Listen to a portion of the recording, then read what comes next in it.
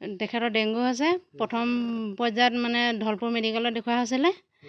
তাতো মানে এপ্ৰুভ নহ'লে একো তাৰপিছত নাৰায়ণপুৰ মেডিকেলত দেখুওৱা হ'ল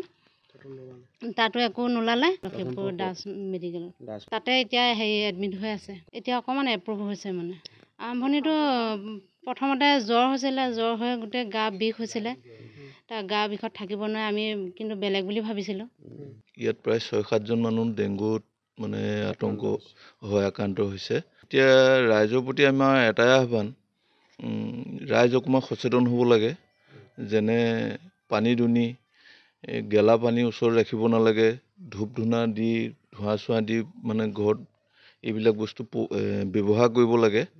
মহৰ পৰা মুঠতে সাৱধান হৈ থাকিব লাগে দল আজি অহা কথা আছে আহিব নিশ্চয় আহিব তেখেতলোকো আহিলেও ৰাইজে যাতে জ্বৰ চৰ হ'লে মানে লুকুৱাই ৰাখিব নালাগে বিশেষ এই বেমাৰটো প্ৰতিষেধক এতিয়ালৈকে ওলোৱা নাই যদিও মানুহে ভয় খাব নালাগে মানুহ সজাগ আৰু সচেতন হ'লে এই বেমাৰটো ভাল হ'ব পেচেণ্ট 2জনমান লখিমপুৰত আছে আৰু 2জনমান ঘৰতে আৰোগ্য হৈ পেলাই ঘৰত আছে